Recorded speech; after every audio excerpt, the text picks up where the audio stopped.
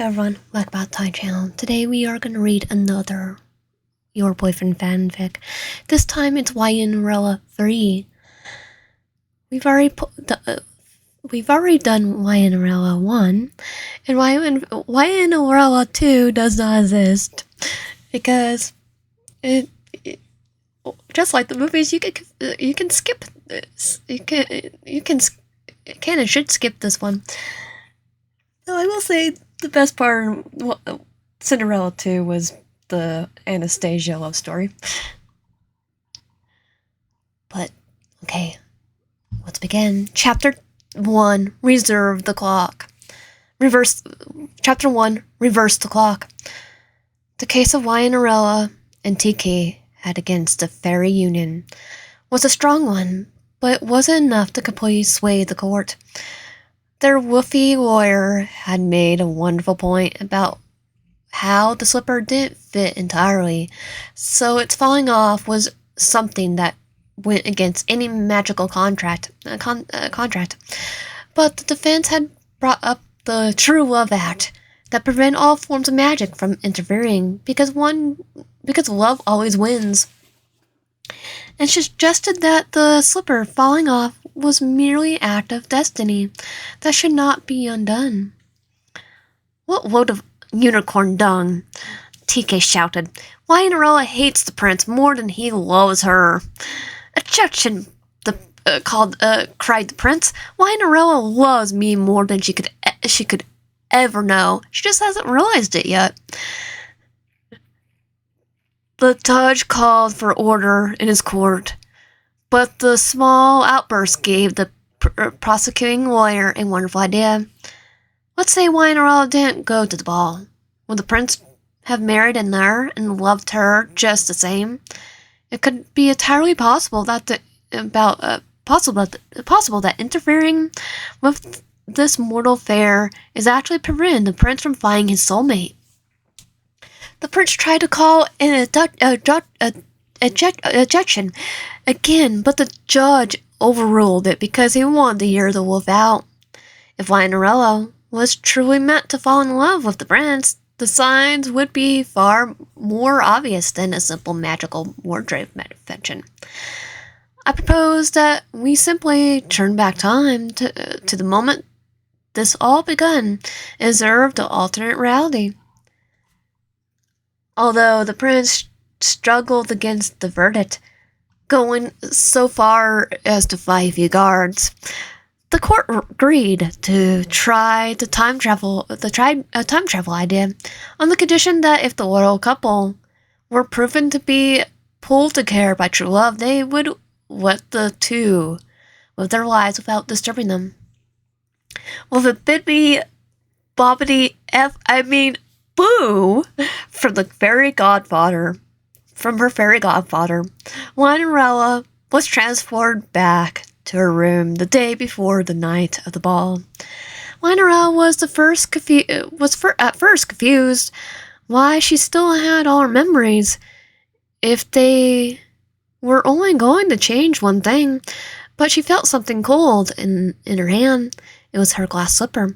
I nabbed it right before we left, but I couldn't find their one, TK told her. We could only hope it didn't let Peter remember anything, YNerella mumbled as she slipped it into her apron pocket. She decided to give Lucy the dress, but on the condition that she promised to bring back a plate of the Vos. Don't you think we should start packing and leave before Peter gets a chance? TK asked. YNerella thought it's over. She didn't want to ditch the kingdom unless she had to. Traveling was a mess, and she had even found a way to leave her room without permission. She had even found a way to leave her room without permission. Peter had managed to find her, no matter where she did. YNerella shuddered at the thought of them actually being soulmates. At this point, if he finds me, I'm willing to believe it's some kind of divine punishment for that one time I skipped church to lick frogs with my friends and then told everyone my name was Samantha, so my stepsister would get in trouble instead of me. But to be fair, she did ruin my birthday by telling everyone it was canceled because I had the mumps before. So your guess it is as good as mine.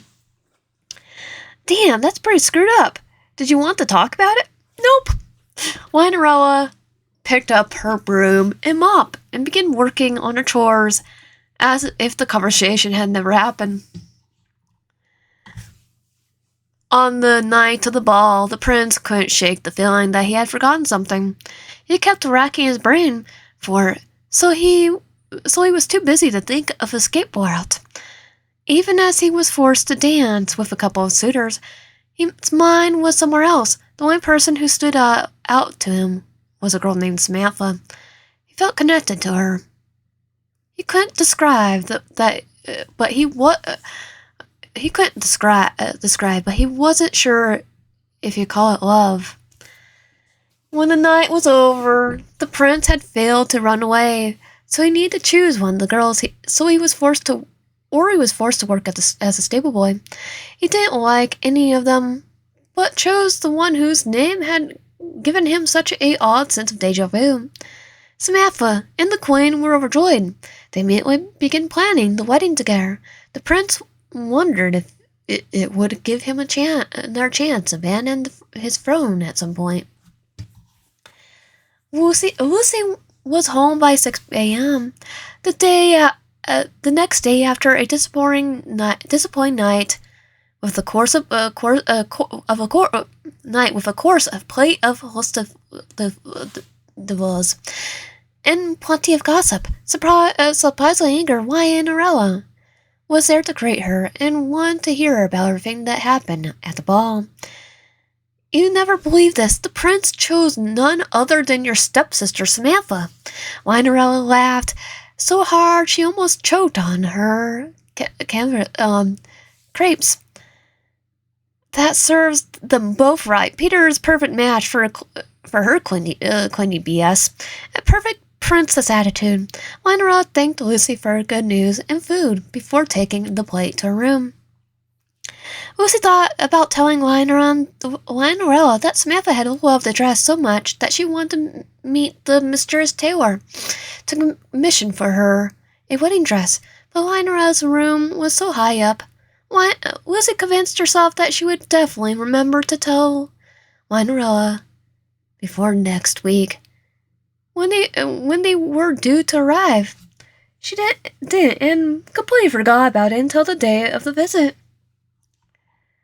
The prince was forced to tag along as more support for a gown fitting of his bride-to-be, even if he was allowed to see the gown until the day of the wedding. Lucy, the lady of the house, was very apologetic, but when they arrived, because her handmaiden had locked herself in her own room, saying that she wouldn't want to meet the prince in case the groom decided to take the tailor. In case the groom seeing the tailor of the bride's dress could be bad luck. The prince found such a precaution adorable.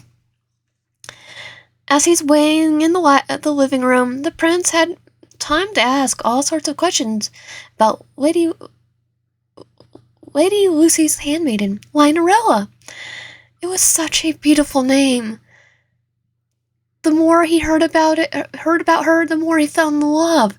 If it wasn't for the 15 guards and heavy shackles meant to stop him from running away, the prince would have rushed to her room just to get a glimpse of her. YNerella focused on getting the proper measurements and styles for the dress instead of the fact that her captor was literally downstairs and waiting. She hated hearing her stepsister Samantha gloat about being a princess bride-to-be, But she held her tongue. After all, the two of her least favorite people would be cursed with each other very soon enough. Soon enough. Maybe I'll invite you to the wedding, or perhaps you could beg Lucy to make you her +1. It's not like she'll leave the event with the same man she come with. At the moment, YNerella could make a joke about finally kissing the right frog, or told her stepsister about the princess' various fetishes, such as knife play and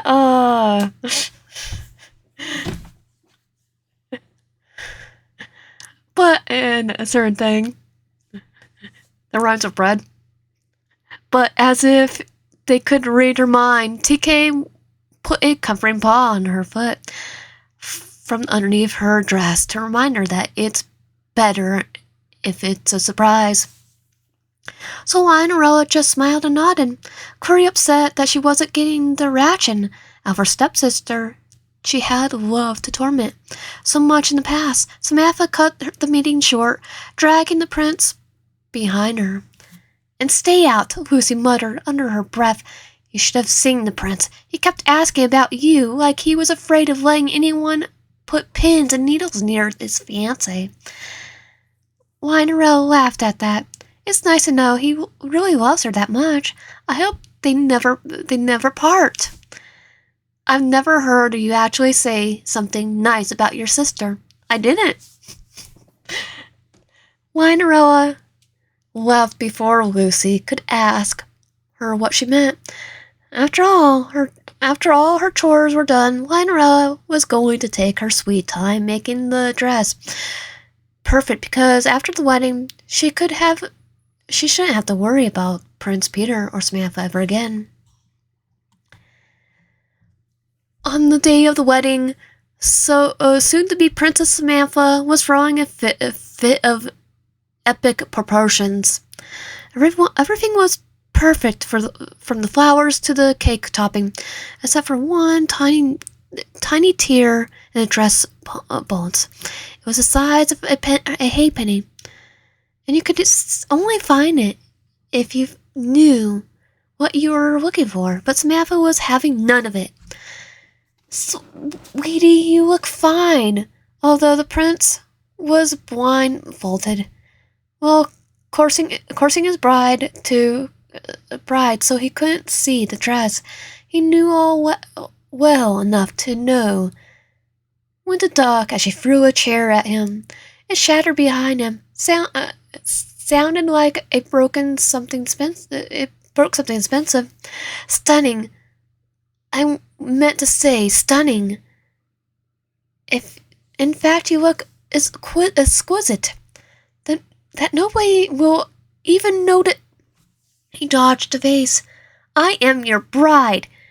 Everyone in the kingdom, from the lords and ladies to the poorest little street rat, will be looking for a reason to shame me out of the palace, just so they can have a chance with you." Samantha broke down and cried. When the prince mentioned the crying would only smear her makeup or possibly stain her dress, Samantha sobbed even harder. The prince sighed, knelt down beside her, and felt around until he could pat her back. "Listen, sweetie, we'll pause everything and have one of our best tailors." Samantha grabbed him by the collar. Even though he was still blindfolded, the prince was able to feel his eyes burrowing into his soul. "I don't want one of your best tailors. I want the best tailor. Bring me YNerella, and don't you dare look at her, because everything has to be perfect." The prince must have accidentally shown his giddiness at the thought of YNerella, because he practically thrown out the window. He was practically thrown out the window as his bride continued wrecking her room. He straightened up and informed one of his messengers to go fetch this YNerella at once. The plump little man was about to leave, but the prince felt something overtake him and grabbed the man even harder. to leave a bruise. Take at least 50 guards. Drag her back if you have to, he said through gritted teeth. The messenger ran away as the prince fell back with a sudden rush of exhaustion. All of this wedding business was gain to him.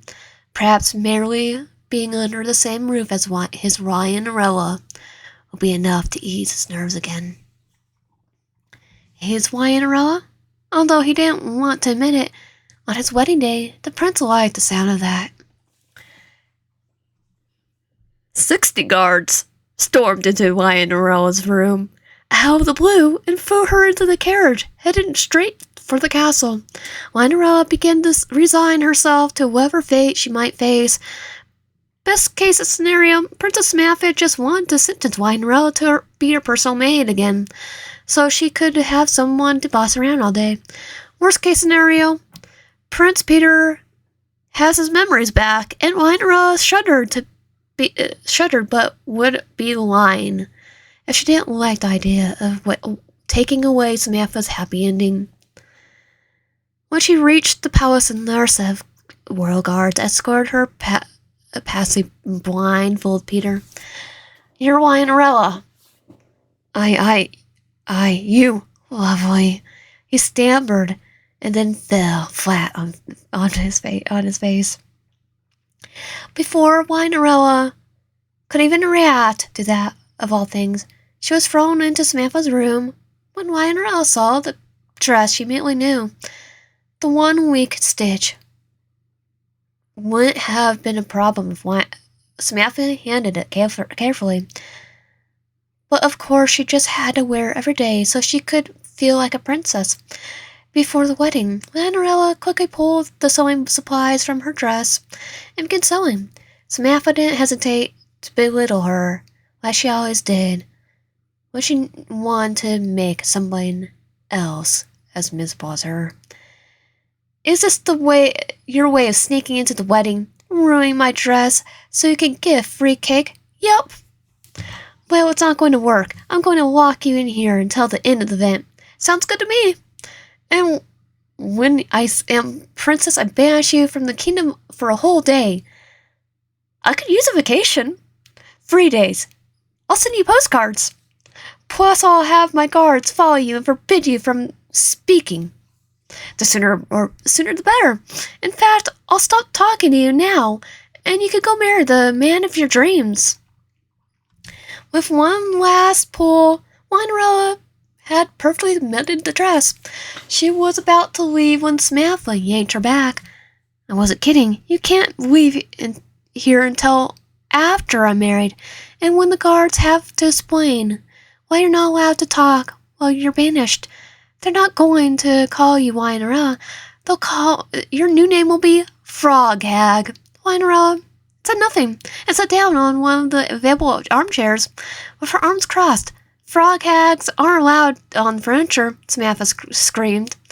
YNerella sat on the floor while her stepsister left, and then immediately sat back on the armchair, sticking her tongue out the door while she heard the click of a lock. It was an hour to the wedding, and the prince was finally awake again after passing out when YNerella was rushed past him. The briefest scent of her perfume had made the prince so enamored he fainted before he could really say anything. He didn't care about Samantha, bringing bad luck to the wedding, or even his royal title. He needed to find his YNerella again. Again, he never sang his YNerella, but saying again felt so right. The prince turned to the last person he won, but he had no choice. His sister, Princess Sarah. If you distract the guards for 30 minutes with no questions asked, I'll advocate my claim to the throne. Sarah took the deal because she knew her bird's best time for escaping the palace was 1 hour.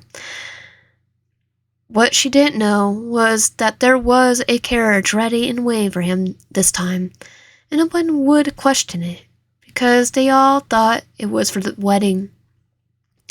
While Sarah had a fake meltdown about wanting to be the next queen, the prince made one last escape from his guards and ran to Samantha's room when he knew the tower was being kept, like a beautiful maiden in a dragon's lair.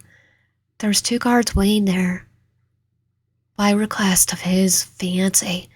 They carefully aimed their weapons at him. "Prince Peter, we have strict orders not to let you go past the door." The prince grinned, didn't even waver at the sound of his name. "The wedding's over. Samantha merely requested that I free her stepsister, so she could enjoy the more public party." One of the guards lifted an eyebrow, but his weapon began to lower. So the prince continued. Samantha, being the kind soul that she is, came up with this brilliant idea. Myself and her would have a real ceremony with close friends and family, and then a second one where YNerella would be able to attend. That way everyone could be happy and enjoy the festivities. Both the guards were beginning to believe him, but they needed a bit more convincing. "Do you think I really passed out on the day of my own wedding? It was just a cover-up to avoid offending anybody." Both of them went back into position and let Peter unlock the door. He had to hold his breath to keep his hands from trembling and giving it all away. The only thing standing in between him and his true love was a small piece of metal and a thick layer of wood. The prince slowly opened the door, as if he was approaching a fierce beast. But all it was there was the most beautiful and frightened woman he ever seen. Chapter 2. She was everything he had ever wanted. The prince knew he would fall in love with her. Love when he saw her, but didn't know how much the feeling would hit him. He stood in stunned silence when YNerella screamed and ducked behind the armchair. The prince still had guards on either side of him, so he wasn't able to tell her that she didn't ruin the wedding because there wasn't going to be a wedding. The prince longingly smiled at her, even if he had never stepped foot in the kingdom again. He would be happy with her. "I understand your confusion, YNerella, but rest assured, you have nothing to worry about. I'm already married to Samantha behind closed doors, and she wants you to attend the second less private one," he explained. YNerella peeked from behind the furniture. The prince had bit a side of his mouth to stop himself from falling over her. How cute she was. "Come with me, and I'll take you to the party," the prince said as he extended a hand. YNerella didn't look as convinced as the guards. "Did she send you instead of a coachman?" "To be honest, I think she just wanted to rub in your face one last time before the honeymoon." "That sounded sounds more like her." When YNerella took the prince's hand, he felt his heart beating against his ribcage, like a bird trying to escape. Still, he calmed his nerves and began escorting his YNerella through the secret tunnels throughout the castle. "You'll have to forgive the extra stealth. Goodness knows that if I was seen holding hands with a pretty lady such as yourself right after my wedding, or rather before it, the kingdom gossip would never end. I trust you won't leak any information you see here to foreign spies," he joked. YNerella politely laughed, which made the prince's heart soar even higher. When they reached the palace's back entrance, there was already a carriage ready and waiting for them. In an instant, YNerella could hear the Princess Sarah screaming about messy canopy plate. She laughed to herself about how that wouldn't be her problem anymore. She sat down alongside Peter. It was odd and strange romantic to be in the same room as Peter for this long without him trying to sniff her hair. Maybe Samantha had found a way to humble him. YNerella silently scolded herself for only wanting a man after he was married, especially after the trouble she had gone through to get this far.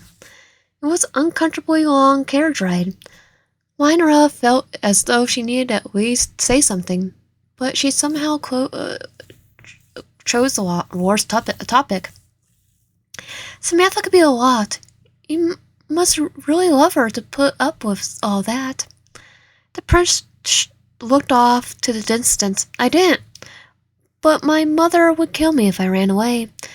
That is, unless I have a decent distraction, he said it like he was telling a joke. But there was a hint of seriousness in his eyes that made YNerella flinch. A small bit of amusement dropped from Peter's face. You must understand how I feel. Samantha is a monster who only seems to be happy when everyone else around her is miserable. But he trailed off. I'm what? YNerella asked. Peter didn't say anything. I'm what? Prince Peter? Or should I say, my stepsister's husband? She demanded. You're perfect. You're everything I've ever wanted. He sounded so sure of himself.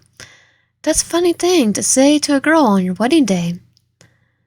YNerella nervously laughed, but she could already see the prince creeping closer.